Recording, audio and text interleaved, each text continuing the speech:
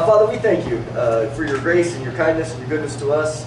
We ask that you bless this time this morning as we get into understanding and get a little bit more of what we should be looking forward to and all the things that you've given us in advance. And we pray this in Jesus' name. Amen. Okay, so on your sheet there, again, we're kind of on part 3 here, but we've been answering these 3 questions, which I'm really glad that the apostles, at least 3 of them, asked, as it relates to when is Jerusalem going to be destroyed? What will be the sign of when Jerusalem is about to be destroyed? And what is the sign? 3 signs, right? The sign of Jerusalem be destroyed, 1b, up there on the top. Number 2, what's the sign of Jesus' coming? And what will be the sign of the end of the age? And as we've been going through, we saw that Jesus did not answer them in very specific order. Also, as we think about when we think about the things that are going on in Israel right now, it could develop into something, but currently it's just like, well, again, this is a skirmish that one of many. So, I guess in one sense, the only way I see it developing into anything is that if Russia and Iran and Turkey get involved. Because that's, and when we look at this, you know, Jesus died 32 AD, we have 70 AD, and this is not to scale by any means. But as we look forward to the end of the age, you know, we're in this period right here. This is the tribulation period. Birth pains, you know, wars, rumors of, not even rumors of wars, world wars, pestilence, COVID, all these other things. Because if you look at the beginning of the tribulation period, one of the greatest harbingers of death is pestilence. So that's part of the birth pains. So when Jesus talks, let me give you an example. He says,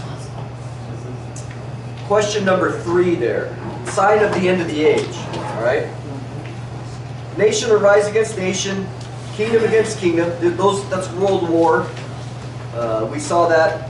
Great earthquakes in various places, famines, pestilences. There will be fearful sights and great signs from heaven. Really don't know what that exactly means. And then for nation will rise against nation, kingdom against kingdom, and there will be famines, pestilence, earthquakes in various places.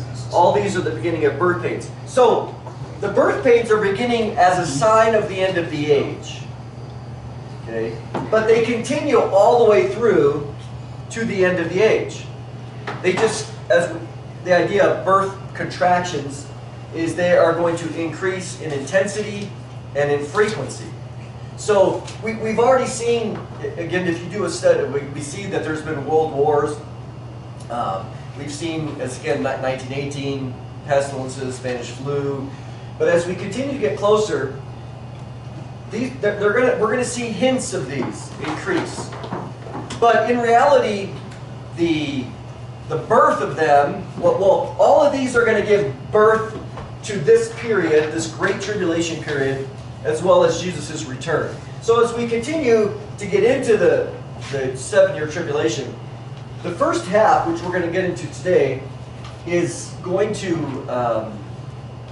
we're going to see, we won't get into Revelation 6 until we get there, but in Revelation chapter 6, the 4 horsemen of the apocalypse, we always hear about that phrase. The 4 horsemen are death, famine, disease, pestilence, inflation, war. I mean, it's bad. And that's really, in that beginning part of the tribulation period, that really is one of the greatest fulfillments of what Jesus is saying began here. Okay? It's going to continue to get worse and worse. Once you're in there, even the world, in Revelation 6 at the end, they say, well, let's go there. We got time. Let's do it. Let's go to Revelation 6, just because I want you guys to see this.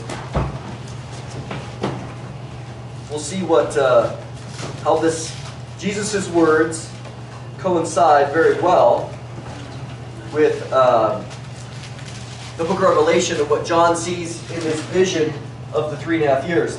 Revelation chapter 6, verse 1, he says, "Now I watched when the Lamb opened one of the 7 seals, and I heard one of the 4 living creatures say with a voice like thunder, 'Come!' And I looked, and behold, a white horse. And its rider had a bow, and a crown was given to him, and he came out conquering and to conquer." I'll just tell you, this is not Jesus on the white horse. That's Revelation 19. This is another person on a white horse. And some people say, if this is Jesus, he goes with some bad company. Okay? He doesn't have good friends, because the rest of these guys are horrible.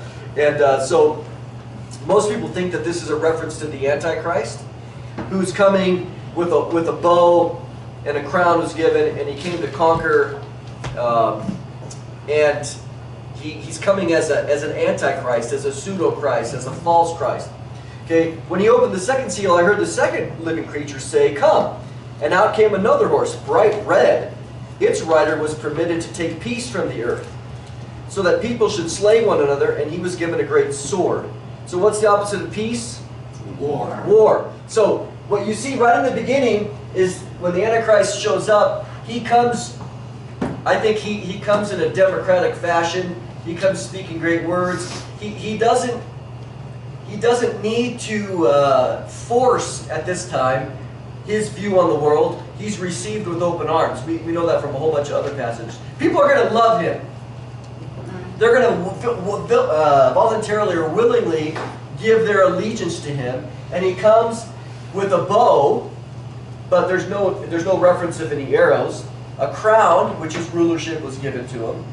And he came to conquer and to conquer, but it doesn't mean that he does it by force necessarily, and we'll see that later.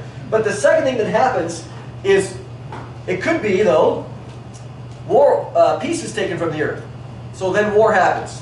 Okay, so you can run with it either way. People are going to slay one another. Third seal, verse 5. I looked, and behold, a black horse, and its rider had a pair of scales. And I heard what seemed to be a voice in the midst of 4 living creatures saying, "A quart of wheat for a denarius, and 3 quarts of barley for a denarius. Do not harm the oil and the wine." So if you do the calculations there, basically a loaf of bread is 1 day's wages. So most people make between $80 and $200 a day. So there you go, $200 for a loaf of bread. That's called hyperinflation.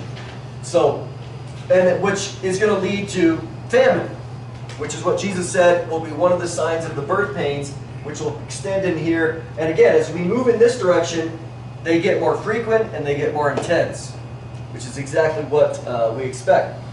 Verse 7, 4th seal, and then go to verse 8. Behold, a pale horse, and its rider's name was Death, and Hades followed him, and they were given authority over 1/4 of the earth to kill with sword, and with famine, and with pestilence, and by wild beasts of the earth. So there you have all of Jesus' words. Famine, pestilence, and wild beasts. It's interesting that in that particular, when you think of a wild beast, is there going to be like a whole bunch of lions and bears roaming around? Is that how people, 1/3 of the earth or 1/4 of the earth are going to be killed? Or taco. A 1/4 of the earth with famine, sword, pestilence, and wild beasts. It's interesting. The first time I heard an interesting comment, which was probably 20 years ago, was by Chuck Missler. And he made a comment that, don't think of wild beasts as only big. Think of bacteria or a virus. You know, 1/4 of the earth certainly could be killed by a wild beast because they are alive, right? And so I thought, well, that's interesting. I saw the movies, so you bet. Yeah, I mean, we already have the idea of pestilence there, disease. So this idea of, it's interesting here, and, you know, this 2020 will go down as really, besides 1918, at least in our modern times, as really the year of the world being introduced to pestilence. And all the fear that comes along with it. Let's be honest. There's a lot of fear that You're introduced to the fear. yeah, the fear and the willingness of the media and the world seeking to control through fear and looking for what? You know, to restrain liberties. We know the Antichrist is definitely going to restrain liberties in a variety of ways. Question? Yeah, back on the second where you said he's going to be permitted to take peace from the world, and I'm thinking about the indoctrination through our school system that is making these children just give up to all these weird, crappy ideas. Well, yeah, there's no doubt that there's. What we do know about the Antichrist is, and prophecy scholars will talk about a one-world government. Because why? We know that because of a whole bunch of other passages. But the idea of the Antichrist, it is a political system. So, you know, I'm not promoting any specific political system here, except to say that the political system is going to be used to embrace or to give a foundation for the Antichrist's coming one world rulership. We see that, remember the article I sent you guys that I wrote about the 10 kings, or the 10 influencers, whoever those people are, we don't know. They're not 10 kings of nations, because it says they don't have a kingdom. These are 10 people that are influencers in the world, and they have a great amount of leverage in the world of shaping whatever public opinion, of influencing governments. They're not part of the government, but they influence the government. And one of the things that we talked about was that these 10 people, whoever they are, we threw out names, you know, Bill Gates, is it Elon Musk, Jeff Bezos, there's people in China, all these guys that handle and influence through technology, through money, through the medical world. You know, again, I do think, you know, that people will ask, is the COVID vaccine the mark of the beast? Clearly it's not.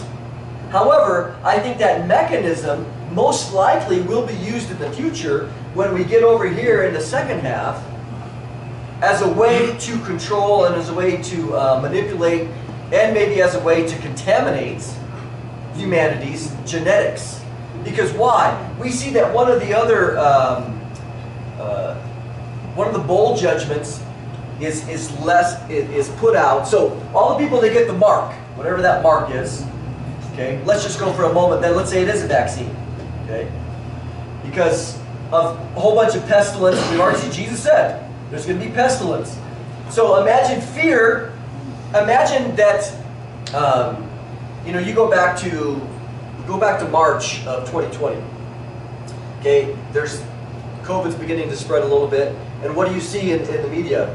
Millions are going to die, right? Like in America, we're not just saying worldwide. So you have this, oh wow, millions. I mean, so they're portraying this grand thing, which it didn't come to realization the way that they said. I'm not saying no one's died, okay? But the fear mongering at the beginning was pretty egregious in their predictions. Well, let's say that was real, and let's say it was 10 times that. And now all of a sudden it's everywhere because Jesus said there's going to be pestilence. It's going to be one of the defining marks of beginning here into the tribulation. So then you imagine the Antichrist come along and says, hey, everybody's dying, we need to do this, but I have the solution. All you got to do is take my mark, which is my vaccine or whatever, which will allow you to operate in society as well, right? We're seeing that with the vaccine passports. It's pretty fascinating to watch it unfold, just as it relates to the liberties in order to participate in society. And Oregon just passed a law this week, very liberal Oregon in that regard, politics, that they are requiring and endorsing vaccine passports. And some other states have said no, but they're saying yes. And so there you have this second-class, two-tiered system that's coming. And that's going to be on steroids here.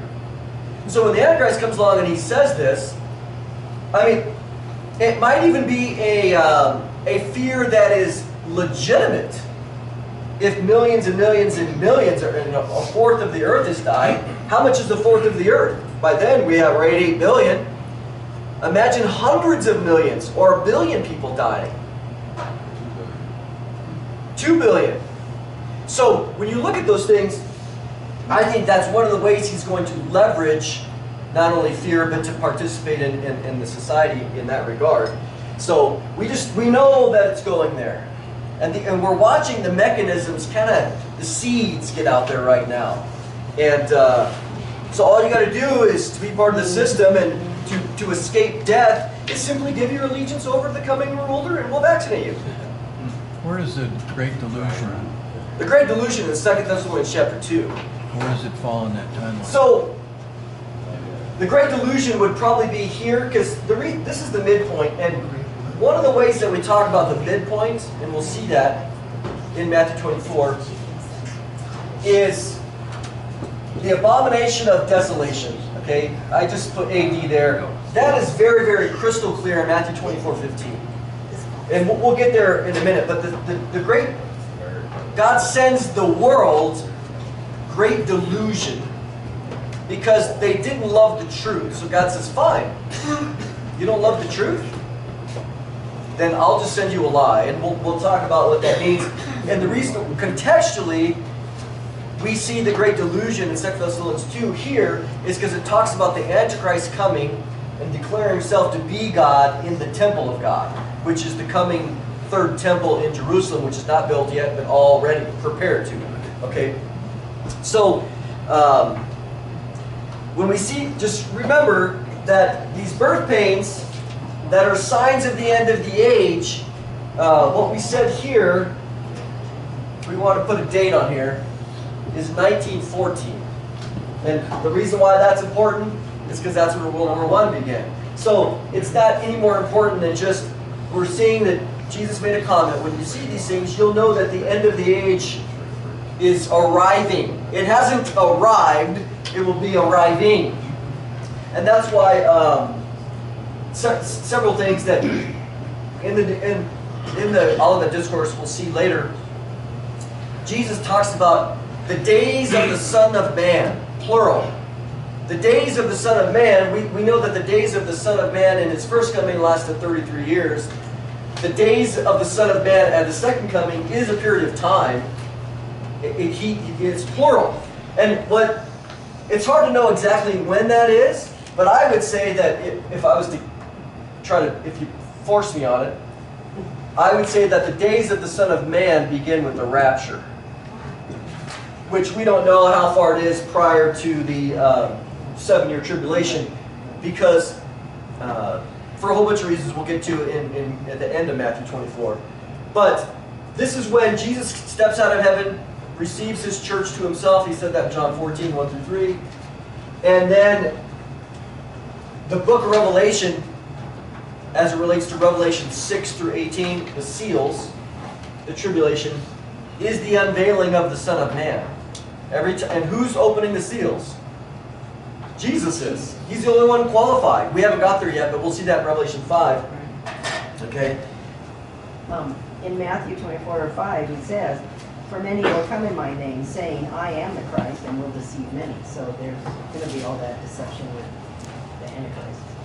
Yes, but that's just general. Just in general. That's the general characteristics. Oh, okay.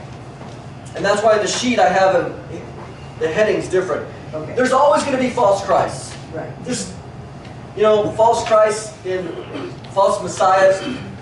Remember Simon Bar Kokhba in 135 AD, he's a Jewish, he was declared the Messiah, he's a false Christ.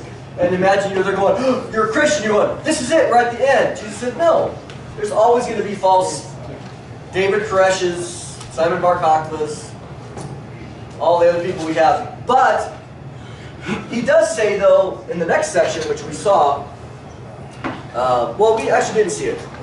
Jump down to the events of the first half of the tribulation. Okay?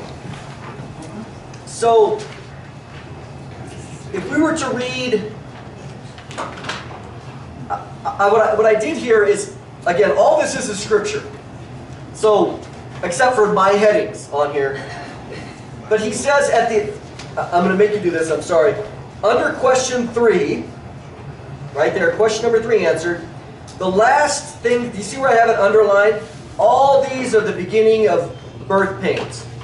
You see that? Yep. Okay, that's verse 8. I have it underlined under question 3. That's verse 8. Now if we go down to events of the first half of tribulation, this is verse 9. So if you were to draw a pen, you'd go, okay, now we're going down to verse 9. Okay, what's the first word of verse 9? Then. Then. So we want to know then, which is by definition means after something, right? Okay, so I just, it's hard to do this. We could go through Matthew and just go straight through, but then we miss the fullness of the Olivet Discourse and how it parallels one another. But the then in Matthew 24:9 there is after verse 8, no surprise, which is then after you see the birth pains coming. Okay, after that tells you that the end of the age is arriving.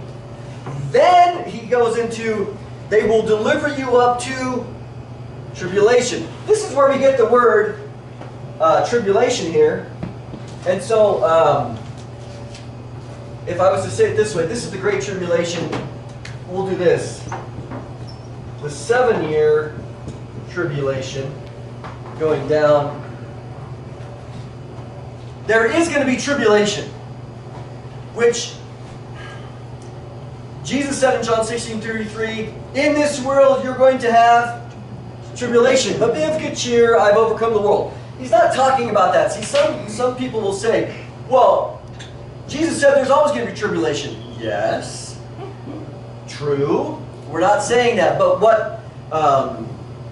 what Jesus said in Matthew 24, after 15, after he talks about the abomination of desolation, he says, then there will be great tribulation, which is important, and we'll get to that. But here he says, then after the birth pangs have arrived, there's going to come a point when you're going to have tribulation, specifically. And we talked before, okay, test question, pop quiz, okay, where do we get this idea of 7 years? Several answers.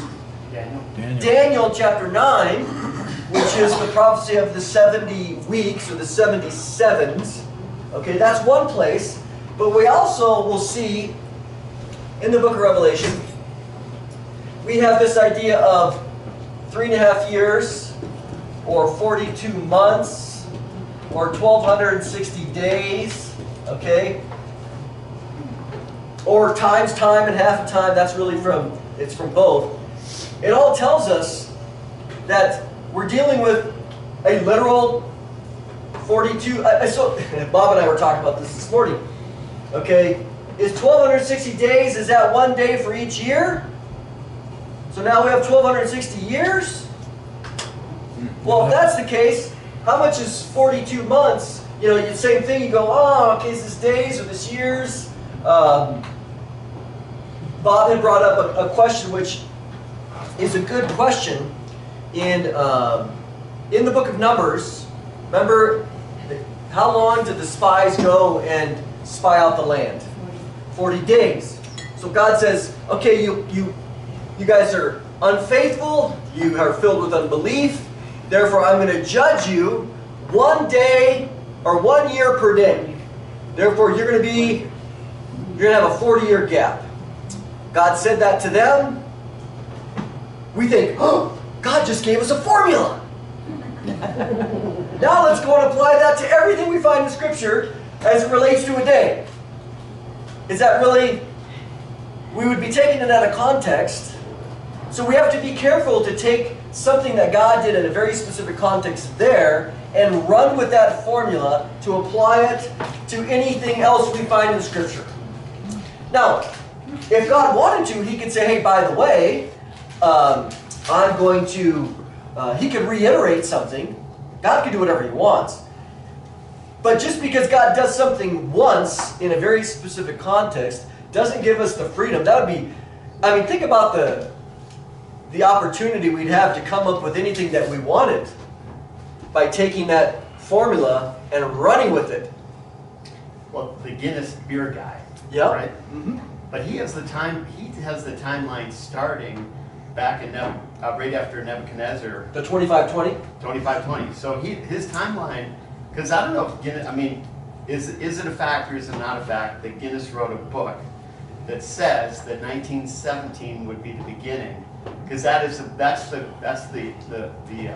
claim. That's the claim. That's the claim that I brought before you, is that this guy is using these years as days based on when, and see, I mean, Guinness died in 18 something. So this guy didn't even see 19. What did he get? I would say, what did he luckily get right? the beginning of or the end of The end of World War I. which was the end of. But his the Ottoman argument was Empire. that this would be when the times of the Gentiles, as it relates to Jerusalem, are fulfilled. Oh, so he missed 1948.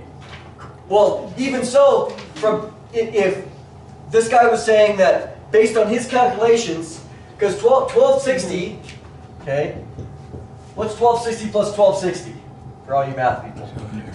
2520. So he's like, oh, well, we got 2520.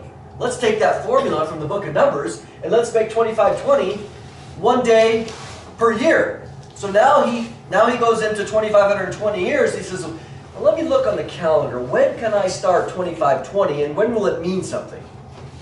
Well, let's throw it on to Babylon, the Babylonian well, it wasn't even destruction. He chose 604. So he calculates it out, and boom, boom, boom. What does he end up with? He ends up with 1917. Now this is like in what, late 1800s or something? Late 1800s. So he's expecting something in 1917. Well, what happened in 1917? End of World War. I mean, it was the end of World War I, and it was it happens to be the dismantling of the Ottoman Empire, Right. which had control over a whole swath of the Middle East. And you go, okay, so what? That was probably one of the first of Russell's Well, Jehovah's Witnesses. right, Russell and Jehovah's Witnesses, they had the same idea, but what does it really tell us? It happens to coincide with the year that the Ottoman Empire. So? I really think so? Oh, well, wait. If you calculate it out, the Spanish flu had to begin really probably in 1917 somewhere, and then it got its worst in 1918. So wow, look at that, Spanish flu as well. Let's find something else. Let's throw it on the board. Balfour Declaration. The Balfour Declaration. You are no fun. I am no fun. No sensationalism from you, dude. No, yeah, I'm not going to sensationalize because here's why. One of the things that he said in there was that this would be the time of the Gentiles being fulfilled. And you go, no, it wasn't. We are still in, as it relates to Jerusalem. Jesus said in Luke 21, Jerusalem will be destroyed. It will be trampled by the Gentiles until the times of the Gentiles are fulfilled. And one of the implications that was being made was that ended in 1917 because the Ottoman Empire was destroyed. Well, who took over? History. British. The British. Or the British, I'm sorry. Are they Gentiles or Jews? It didn't end. They're a holy nation, though. See, that's a bunch of garbage. They sent out Since when missionaries. is Britain a holy nation? In the 1800s, they were pretty holy. Holier. They're sinners like everybody else, Yeah, okay? they sent a lot of missionaries. They did. But why not? America was around. America was sending more missionaries than they were in 1917 because we had more money and we were bigger. Oh, but we are the young lions of Britain, so we are basically British too. Exactly. So you start thinking, Give the crown glory, brother. okay, Yeah. so then what about when the Brits, if you study modern Israel, they ended up becoming, they were not righteous. If you go to the 1930s and 40s, there was a lot of Israelis, or well, they weren't Israelis, they were Jewish people immigrating to the land of Israel. And the Brits stopped that immigration enough that when boats came, they turned them around. Many people died on those boats.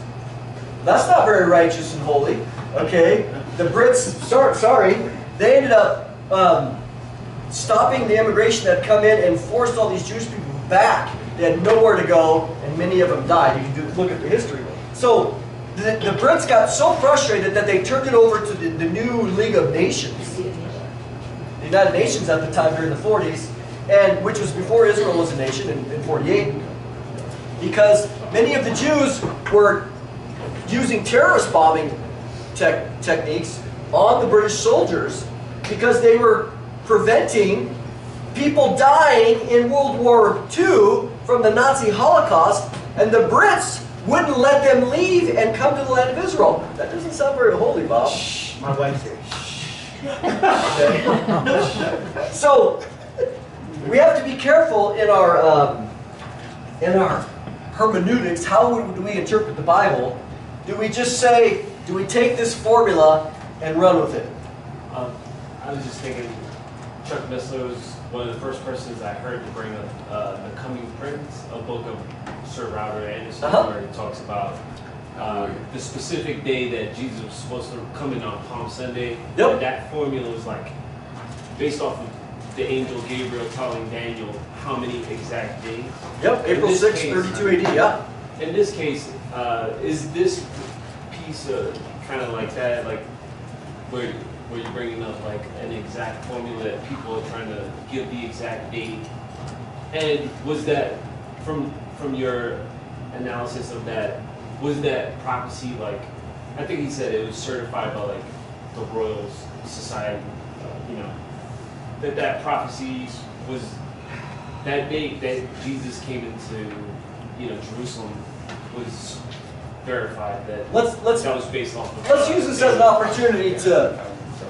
That's a great question, because Yeah, it's okay. I'll show you why Sir Robert Anderson's calculation was good hermeneutics. He wasn't taking some formula and spiritualizing it. So if we go to, let's again not to scale. That's the cross, which is 32 AD. Okay. The triumphal entry, according to Robert Answer, this is the book called The Coming Prince. He wrote this in the late 1800s. April 6th, 32 AD. Okay, well, if you go back to Daniel's prophecy, Daniel says that there's going to be 77s. He doesn't tell us what it is. He just says 77s of weeks. And we know that in Hebrew, for us, a week is how long? 7. So for them, they had a week of days, or a week of years, or a week of jubilees. It was for us. Remember, the equivalent is 70 dozen. If we said, "Hey, it's going to be 70 dozen," you'd go, "I don't have enough information yet," right? If I said, "Hey, I'm going to be leaving in 70 dozen," you'd go, "Well, certainly that wouldn't be years. 70 dozen days? Maybe he means 70 dozen hours. Maybe he means 70 dozen minutes." Right? You'd say, "I don't have enough information for what you mean." We'd have to fill it in to understand what the 70 dozen were. So in Hebrew, it's the same thing. He says you're going to have 77s, which is like that word dozen, of what? Well, based on, we understand that it is years. That's very legitimate. And it was based off of the Egyptian definition of the year, which was 360 days exact. I think that was one of the... I wouldn't say Egyptian at all. Where he got 360 is, if you go to the book of Genesis, and there's other passages, but in Genesis 6 through 9, we have the flood. And the flood was from this date to this date, and it says he was there for 1 year, and it ends up being 360-day years. 12 times 30 months. 12 times 30 is 360. So you're like, so something happened in history, scholars will talk about this, that in the Bible, this is where you get 1,242 months times 360, not 365.24. Right. We're not making this up. If you look at it, it says the boat was on the water for 150 days or 5 months. Well, you calculate that and you go, well, 5 times 30, that's 150. Oh, okay. So that's 30 days. And so the Jews, they're on a lunar calendar. So prophetically, scholars will say, if you look at the Bible and its prophetic origination and how it presented, it always is 360-day years, which is where you get 42 times 1260 in the book of Revelation. It talks about 1260 days, not 1285. It's interesting. So we're only using the Bible, and the Bible speaks in a certain way. And what scholars will talk about is that somewhere, somehow, potentially from a scientific perspective, that possibly 700 BC, that the orbit of the Earth got changed and it got lengthened by some sort of cosmic disturbance. Orbital resonance with maybe the planet Mars. It's interesting. So they have some, I won't bore you with all that, is, well, how did that come to be? All we know is today it's 365.24. But back then, it was 360. So when you look at these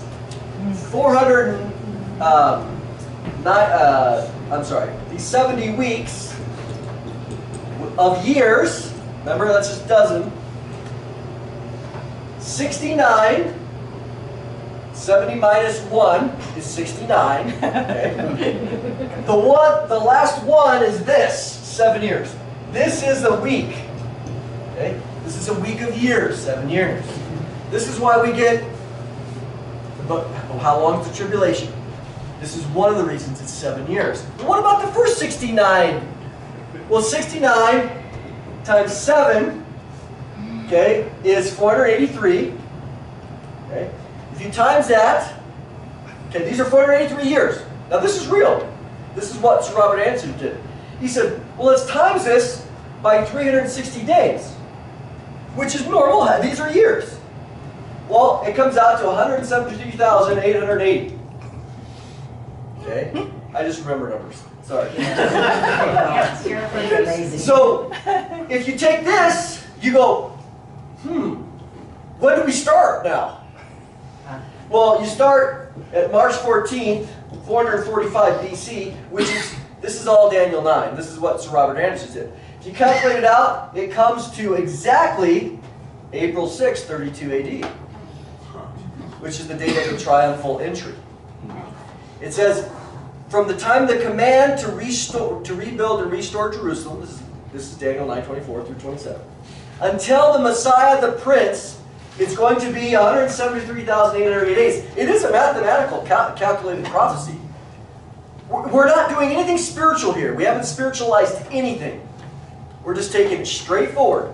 It comes to the day that Jesus entered. Declared king. And, well, was he declared king? They had already rejected him. He wept. If anything, what he did is, remember, we said it was untriumphal. He came and said, and what does he tell them? Man, I wish you guys would have paid attention. You did not recognize the time of your visitation. Well, what do you mean, Jesus? If you would have read Daniel chapter 9, you would have recognized that this is what we have, 170,880 days, and here I am, and you didn't recognize it. In fact, in a week, you're going to kill me. In less than a week. So, what Sir Robert Anderson did, he was one of the first ones to calculate it under normal, biblical, without pulling any sort of fanciful, spiritualized anything. Let's just take it at face value, and it comes up to be this date. Did you say that 700 was that AD or BC that they think it might have shifted? 700 BC, way back. And why? Because in the book of Isaiah, in the time of Hezekiah, it talks about this earthquake that shook the earth. It's really strange. They talked about possibly the orbits, because Mars, they look at Mars, again, scientifically, and they go, Mars used to have an orbit, there's evidence of 720. That's exactly duplicate of what the Earth was. And now they're shifted. Both of them are shifted. So it's interesting. Mr. did a thing on Mars where he talked about all this, again, 20 years ago. So that, you bring up a great point, that's why we get what we get here. That's why if you calculate 42 months times 365.24, it doesn't equal this. But yet the Bible uses the 1260, the 3.5 years, 42 months, times time, and half a time. What does that mean? That's a good one. What's time times and half a time e. We'll see that. And ultimately, if you have time times, and in Hebrew and Aramaic, they both have something called a dual ending. How much is a dual? 2. 2. Okay, so you have 1, 2, and you have a half. What does that equal? 3.5. Oh, that's coincidental. See, so we have a consistency through all of not only the book of Daniel, but also the book of Revelation, of this 3.5 year half of the 7 of, this is where the 25-20 comes in, because they take 1260, but there's nothing fanciful about 25-20 at all. It's straightforward. That's why, again, as we think about this, there's 2 ways. When the tribulation begins, we don't know exactly how to define when the exact day of the tribulation begins. All we know is it says that he will confirm, or some versions will say make, a covenant with Israel for 1 week. 1 dozen. You know what I mean? 1 dozen what? Well, it comes out to be years. So 1 week of years, which is 7. And that's the last remaining 7, right? Between the 69 of Daniel 9. There's this remaining week out there. It's really kind of strange. Okay? He'll make a covenant with the many for 1 week. In the middle of the week, which is after how long? 3.5 years, he will stop the sacrifices. And you go, oh, that's the midpoint. And then in the book of Daniel, it talks about this very unique phraseology of, actually it says 1200, it uses this 1290, and it talks about 1335 days. And what's the guy's name again? Guinness. What Guinness did is he took this, he chose, instead of the 1290, he chose the 1335 and said, oh, the days are 1 day per year. We're going to add 1335 to the establishment of the Islamic calendar, and that's going to get us to 1917. And you go, do you really think that Daniel, I'm sorry, I'm not going to be sensationalist. Do you really think that Daniel, God, the God Almighty, and this, I could probably be killed for this, but, okay, Islam is a satanic religion, okay? It is completely satanic in everything that it does. It denies the deity of Jesus, it denies atonement, etc. Is Daniel going to base, is God going to base some sort of prophecy on the Islamic calendar? Highly doubtful. In fact, I'd love to see some precedent in Scripture that God is basing anything of a calculation on anything that has to do with some pagan religion. Okay? But what he does is he takes 1335 and he adds the Islamic, I'm trying to think of how he got there, but never, he based it on the Islamic calendar, and it comes to 1917, which is a different way of going, oh, see? 1917 is an important date. Again, why are we basing it on Islam? I used to do statistics for Okay. my old job, and you tell me what you want, You'll find it, right? I can find the numbers to back it up. And so it's very interesting. It is interesting when you watch these videos. They will make it work, man. And I admire their creativity for looking out somewhere and finding some date on the Islamic calendar that worked. And you go, hey, man. And this is nothing. You can go on, and I watched this one on the, I watched this one guy who ended up was a Seventh-day Adventist. The Seventh-day Adventists are really good, as well as Jehovah's Witnesses. Doug Batchelor? Of getting to 1914. Doug Batchelor? I don't know. This guy was like a Middle Eastern guy. Really, They whip out these calculations, man. They got it figured out to the exact second. And you go, well, where'd you start? They found something. And then it's all based on their logic of, well, if you do this, if you do this, if you do this, you're like, you know, your logic is extremely sound. But your argument's invalid because your premise is wrong. Again, yes, is your premise based on the Islamic calendar? Give me any evidence anywhere. So, I'm sorry, I'm a downer. I'm a killjoy. Or you Because could be agreeing with like what he Jesus said, nobody Yeah. knows the day or the hour of a lot of Yes. things. Well, so that'll give me my question. Okay? Jesus said nobody knows the day or the hour. What's he talking about? Well, we'll get there as we get to the end. I think he's talking about the rapture, which some people disagree with me on it, but because why? We don't know the exact date of the tribulation, except he confirms the covenant or he establishes covenant, whatever that means. Okay, but what we do know is that when the abomination of desolation happens, that's a specific point. Boom, you can start counting the days. 1,260 days, Jesus is returning.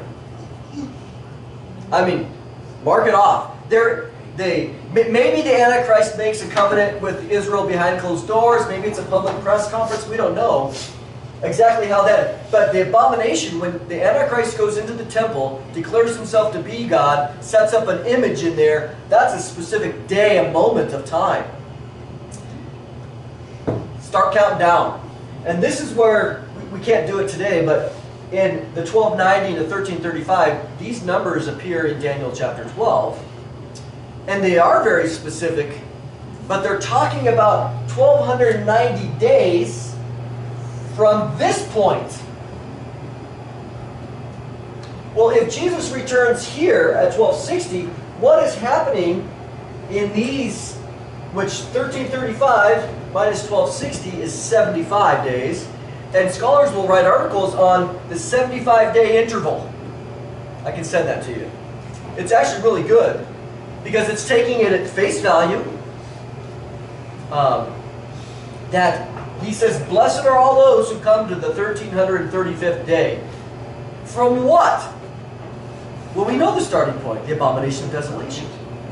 Because basically, the spoiler is that Jesus' official kingdom is inaugurated on 1335th day.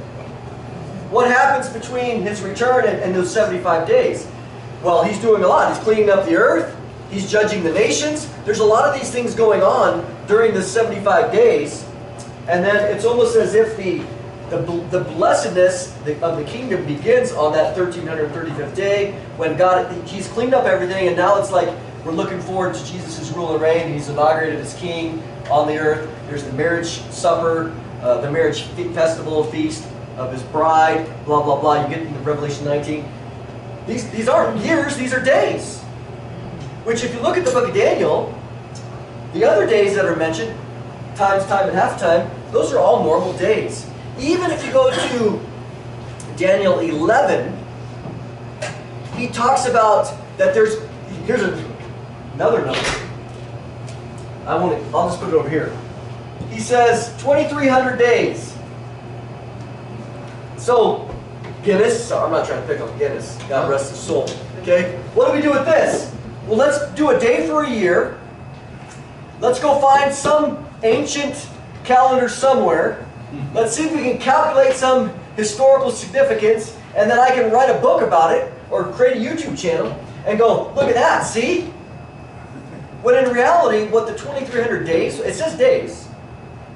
There was 2,300 days between the time of the first abomination of desolation by Antiochus Epiphanes during like 167 BC until it says there's going to be 2,300 days until the temple is cleansed or whatever. Okay, the Feast of Hanukkah. And so you look and you calculate this out and you go, oh yeah, it was 2,300 days. It wasn't years. So within the context of the previous chapter of Daniel 11, we get 2,300 real literal days, which can be shown through history as being literal days. And if you come over here to the 1290 and the 1335, why would we interpret these as years? When just the previous chapter, Gabriel is speaking in terms of real numbers, and he says the word days. That's why I have a hard time with, again, some of the sensational stuff to say, where do you get your hermeneutics, man?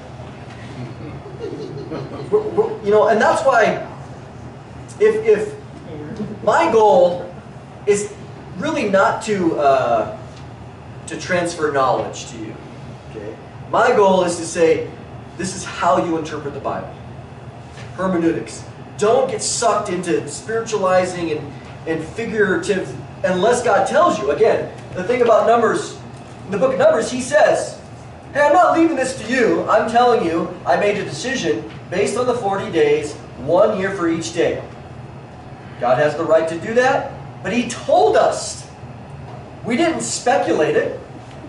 So if God wants to come and say to Daniel, hey, by the way, these are 1,290 days, but really I'm going to do 1 year per day. He did not say that. That's reading into the text. Don't overlook what 2 Peter 3 said. One day to the Lord may be 1,000 years. Oh man, let's run with that one. That's another formula. Run with that one. Now we got 2,300. Let's do 1 day as 1,000 years. So what are we at now? 1,260 what? 1,000 years, which is 1,000,000 years. I think we can put that back in Genesis 1. We can find the age of the earth, dinosaurs in there. There we go. Yep. You see what happens? And that's what people do. Well, doesn't 2 Peter 3:9, 1 day is 1,000 years, therefore there's 6 days. Creation times 1,000, that's 6,000 years. Well, if creation was at 4,004, that means Jesus has come back. It's only been 6,000 years because the 7th day is 1,000 years, which, 1,000 years. It wasn't meant as a formula. And you go, He's talking about his patience. he's talking about his patience, saying, time for me is different than time for you because I'm outside of time, you're in it. This isn't some formula that you can go run with and come up with now 1.26 million years of something. And people will, though, based on, well, the age of the earth and blah, blah, blah. So, sorry to be a downer, but my goal is to say, interpret the Bible the way it's supposed to be interpreted, not by my rules, just by common sense. Otherwise, you're going to end up watching a very convincing video, very persuasive. Again, because the logic is persuasive, but the premise is flawed. And you go, what do we do now? This sounds awesome. And then, when people who are watching this, they go watch the next one and they go, well, this one contradicts that one because this guy came up with a different formula of 1,000 years. So then who do you believe? And you go, look, gosh, just read the Bible, man. Just read the Bible. No more stuff rubbish. Yeah, just read the Bible and read it in its context. Don't take numbers and fast forward it to Daniel. All right. So, we're down on the events of the first half of the tribulation. That was a good segue, or a good rabbit trail. Yep. Okay? It was a good rabbit trail. Because you're going to see all this stuff. And here's what I'll tell you. As we continue to move closer, we're in the birth pain era, those videos are going to become a dime a dozen. So Jesus is warning you, don't get sucked into that. All these false teachers, all these calculations, yeah, and don't just read it, straight value, don't spiritualize it unless it tells you to spiritualize it or figurative language. Then they will deliver you up to tribulation and kill you, and you will be hated by all nations for my name's sake. Under events of the first half of the tribulation. What I have underlined, which we talked about a few weeks ago, was the difference between the nations and the synagogues up under personal experiences. Remember that? Yeah. Jesus now, he says, then after the birth pains at the beginning, they're going to turn you over. You're going to have tribulation. This is not just general tribulation of John 16. In this world, you're going to have trouble. You're going to have specific tribulation, and you're going to be hated by all nations. This is where Jesus is saying, this is a different time frame. It's after the birth pains. It's at the end of the age. So Jesus isn't specifically talking to the apostles here. They asked them about the end of the age. Well, clearly they're not going to be around at the end of the age, right? You're talking a couple thousand years later. So, but what some scholars, more of the preterist view or the partial preterist view, they try to force us into a pattern here to say, this is what they would say to you.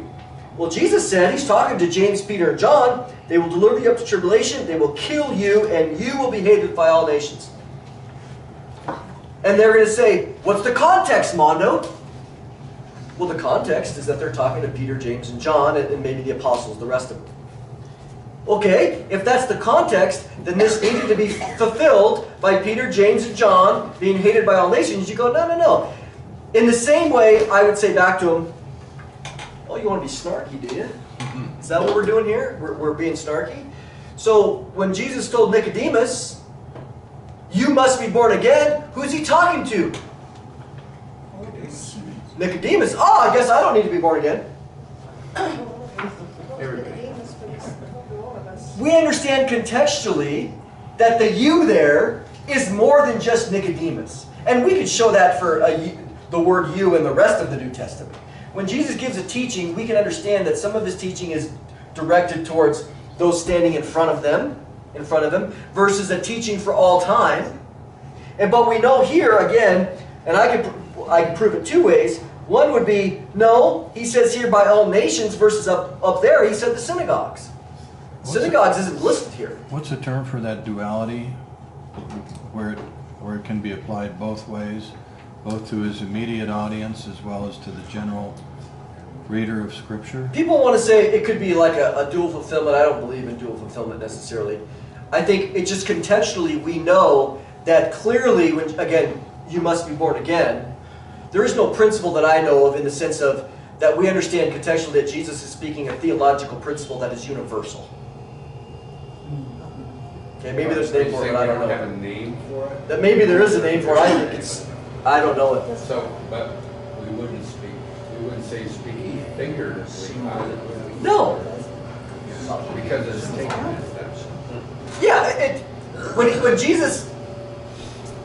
Jesus could have spoken universally in every last thing, but I think we'd be forcing a literalness on him.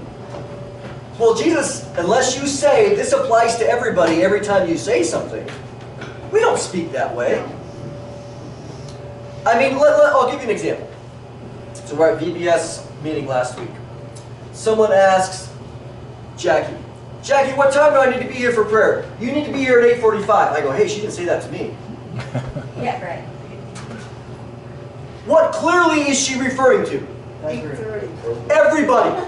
It's actually 8:30. 8:30, sorry. I don't want to put bad seats Yeah, out there. let's not, get the wrong one. Hey, you need to be here at 8:30. Do we hold her later to say, hey, you were talking to Sue, and you said you didn't say y'all. Do we do that? Come on, we don't do that. We understand language. Jesus had an audience. When you say you, there is plural in Greek, and there's singular in Greek and in Hebrew. We don't really have that in English except for y'all and you, which isn't really good, official formal language. But when you look at some of these things, sometimes he uses a singular. Sometimes, and we think, what was Jesus actually saying versus what the writer was writing? Okay, John was just reporting it, but he's talking to Nicodemus. So let's not hyper-literalize things when we don't even use that in normal life. You follow? This is just common. So here he says, you, which I think is referring to being hated by all nations. Peter and them were not hated by all nations by any clearly stretch of any imagination. But now that the church has expanded to all nations, during this period of tribulation, there's going to be believers during this time. And he says, you will be hated by all nations for my name's sake. And then many will be offended, will betray one another, and will hate one another. Okay, this is similar as you saw up under the personal experiences of the apostles. Okay, let's do this. 70 AD. Let's do 66 AD.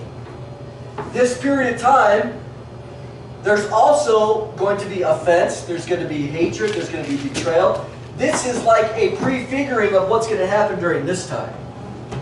This happened on a small scale. They were brought before synagogues. There's no mention of synagogues in this one. This is a mention of you're going to be brought before all nations. Clearly a difference. I don't think we need to, again, we just need to let it speak for itself. Then, there's the word then again, many false prophets will rise up and deceive many. He's talking about during this period. False prophets, false teachers, false messiahs, antichrists, there's no doubt. We know that the there's a lot of false messiahs or false Christs throughout this entire period. They're going to be epitomized in one figure, right? The last and final figure of the Antichrist. 1 John 2 says there's many antichrists in the world. We know that throughout the history. That was written back then. Okay, there's going to be false prophets. The false prophets and false teachers are going to be epitomized in one figure. We have two figures that appear in Revelation 13, at least. One is known as the Antichrist, or really the beast out of the sea, and the other one is a beast out of the earth. That's just the language. That's figurative. Okay, we know that. But it refers to two people. And let's go to Revelation 20 really quick. We got time here. I want you to see this. Mondo isn't saying referring to nations. Yes, and we know. Yes, because we see that it interprets it for us in Revelation 17. That's a different question. Revelation 20. Okay. Let's see. Actually, let's go to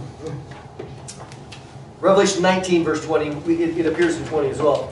It says, "And the beast was captured, and with it the false prophet, who in its presence had done the signs by which he had deceived those who had received the mark of the beast and those who worshipped its image. These two were thrown alive into the lake of fire that burns with sulfur." Do you throw a system into the lake of fire? No. Now the beast in the book of Revelation does refer to a system, it refers to a person, and so it's got a variety of interpretations, but here it's specifically telling us that that system is personified in a person, and there's two beasts. There's the beast of the sea versus the beast of the earth. The other one is the false prophet, which are two people. Now, they're captured here. Okay? This is interesting. Jesus comes back, two figures, miraculous figures, the world ruler, the Antichrist, and his false prophet. The two final end, again, the substance of all false prophets and Antichrists, false Christs that have come ever. Boom, they're captured. Boom, they're captured. That's it. And they're thrown in. Now, turn to Revelation 20. Just go to the next one. Let's see what we want.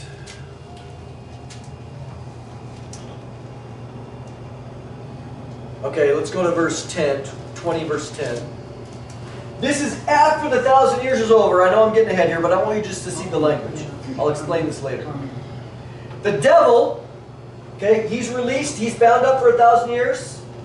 Okay, he's released for a short period of time. After the 1,000 years, that's a great question why, but we'll get there. He gets captured. The devil who had deceived them was thrown into the lake of fire and sulfur where the beast and the false prophet are. And they will be tormented day and night forever. So what do you have here? The beast and the false prophet are thrown in the lake of fire here. The devil gets just imprisoned. He's like county lockup. Okay. Later he gets his sentencing where he now is taken and he's thrown into the lake of fire. Oh, by the way, the beast, the Antichrist and the false prophet, still there. Still there. He joins his cohorts. So they're not annihilated. They're not burnt up. There's conscious torment for that 1,000 years. And then what does it say? And they will be tormented day and night forever and ever. That's pretty gruesome. Okay? So I think we're going to make it. Okay? He says, events in the first half of the tribulation, many false prophets will rise up and deceive many, and because lawlessness will abound, the love of many will grow cold. Okay, so let's do a little. I like words. We're talking about the Great Tribulation. We haven't gotten into the. We're still talking about the tribulation period, which is general, which is this period. Not till we get to 15 are we going to talk about the Great Tribulation. But in general, how does he describe it? Lawlessness. Lawlessness. He's on the police. Yep. Seriously. Anarchy. Anarchy. Yep. We also know that love is going to what? Grow cold. He also says, but the person who endures through this to the end is going to be saved. You go, man. Going back to what Bill brought up, in 2 Thessalonians 2, a great passage, the Antichrist is called the man of lawlessness. So you have again, Jesus' words are coinciding perfectly with what Paul says later. This is going to be a period of lawlessness. Antichrist, anarchy. Defund the police, all these things that are taking something and running with it.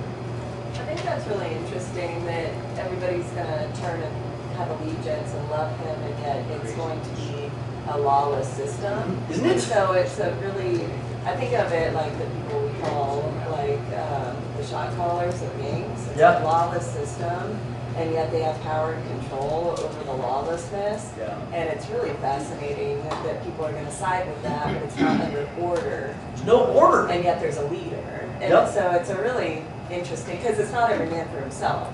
They're structured. They're under that system, but it's fascinating. Love's going to grow cold. You won't be seeking to help somebody. It'll be, in one sense, every man for himself getting under the structure, getting ahead. I mean, how do you, in a system where, let's go back to using that paradigm. The paradigm of pestilence, we've seen that, right? Famine, there's major upheaval in the world. How do you get ahead? Law of the jungle. The law of the jungle. Hey, so-and-so doesn't have their vaccination. Turn them in. Betrayal. Jesus used the word betrayal here. So you look at some of these things. I'm not talking about today, okay? I'm talking about this system. When you come to the mark of the beast, where you can't buy or sell or even operate in society, you're going to have betrayal in order to get ahead. Because you want to, look good for the higher ups. You want to have an extra. Maybe they'll give you an extra guaranteed income. They'll up yours. They'll up your amount. There's going to be this idea of betrayal and love growing cold. And in a lawless system, the only way you get ahead is by stepping on somebody. And the system that's going to be in place, whatever it looks like, with the mark of the beast, is going to be just that. If you don't have it, you're ostracized. And we see all these hints right now. Jerry. We keep going through this all like we're in it right now sometimes. But really, you've said over and over again that we are not going to be experiencing this because you believe that there's going to be a pre-tribulation. Correct. We raptured before. But I feel like that has to be repeated every service because of you. We're going so much emphasis right now on this that everybody thinks that might be dropping into here that this is what we're going through right now. Oh, yeah, that's good. Well, remember, that's why I got the chart here. We are in the birth pains. It doesn't mean we're not going to experience birth pains. So all the things that are here, they begin over here at the end of the age. So we are in it a little bit, Jerry. We're just not in the tribulation. But it doesn't mean that the birth pains don't here. So what we're seeing now, this is exciting in this sense. Among the birth pains, which is, remember, 1914, okay? Here we are, 2021. One of the birth pains is pestilence, famine, etc. So it's what we see right now in the shaping of the world's thinking as it relates to how do we respond to a pestilence or disease or a worldwide pandemic. It doesn't just happen overnight. There's a conditioning going on that we're observing and watching right now. This whole conversation about two tiers, the passports, the non-passports, it doesn't just happen overnight. What we do know is all of it is going to increase in intensity and frequency, and we go, oh wow, this is horrible and exciting at the same time, because what we do know is if we're seeing it, that means the rapture is even that much closer. But we know that all these things will come to this point right here, and have its full indoctrination on steroids of the mark of the beast, which is going to include the two-tiered system.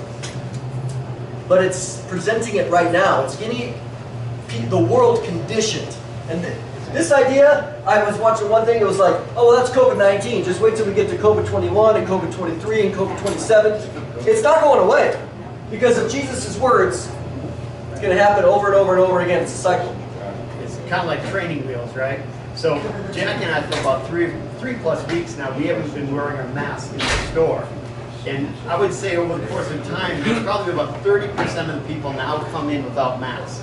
But there's still about 70% of the people that shop the store with masks on. I'm waiting for the question, hey, did you have a vaccination? I'm waiting for that question, and I'm trying to figure out how to answer it very dodgily. I'm not going to go into being for vaccinations or not. Jack and I just haven't done it.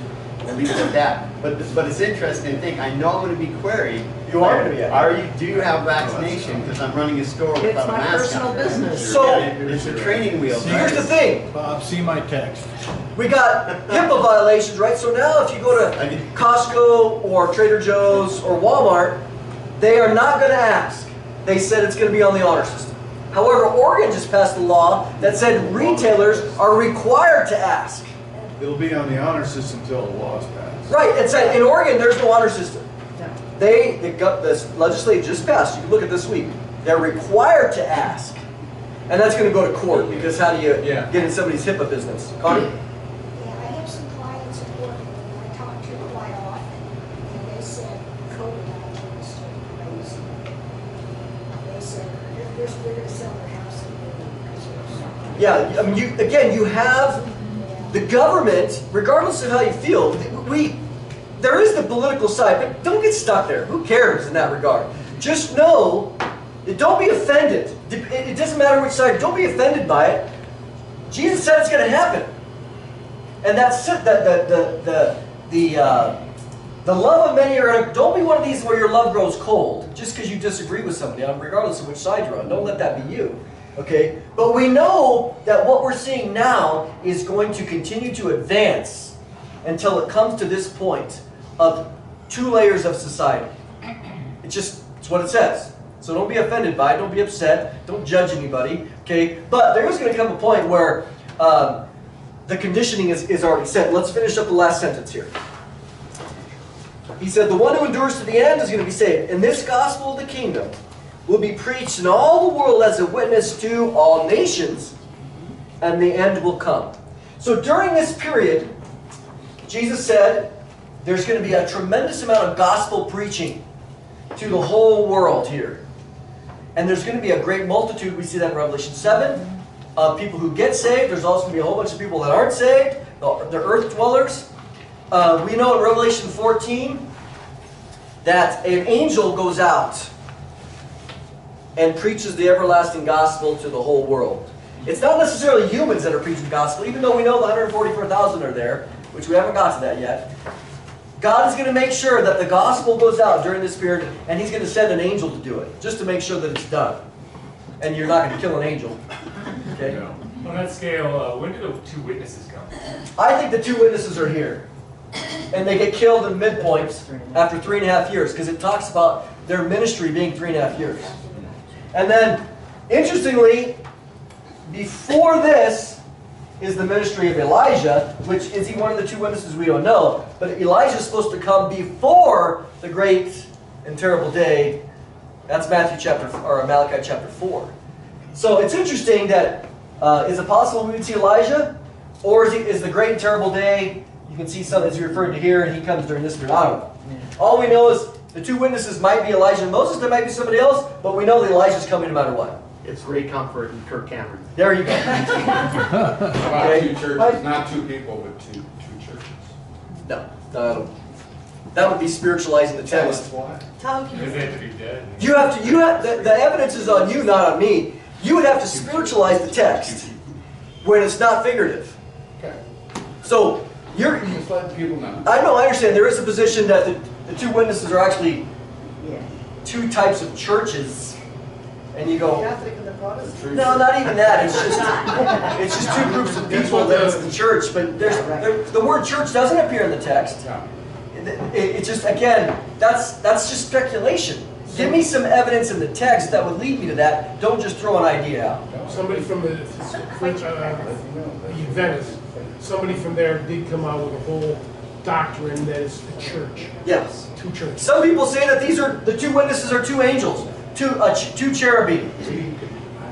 Well, why not have it be two aliens? I mean, you can just create anything you want. What does the text say? Yeah, go to the text. Just let the text speak, don't add to it. All right, well, we got to end. Let's break. The only thing I was going to say is back in the birth pains, Yeah. because we are going through stuff. Bottom line, we are to endure and overcome. Yeah, let's go there. Don't walk away from the Blessed is the one Lord. that endures to the end. Yep. We are seeing the birth pains, and they're going to get worse and worse and worse even before the rapture. Doesn't mean we're in the tribulation. Okay? All right, let's pray. Father, so much here, for sure. And help us to digest it one piece at a time. And thank you for all the consistency. I just love the consistency of your word and how we just let it speak. And when we do that, by definition, it's consistent. So we ask that you continue to give us the grace that we need to stay confident and bold and to be people of faith, knowing that, again, we can trust you. And we haven't even talked necessarily about the rapture yet. That's coming. In Jesus' name we pray. Amen.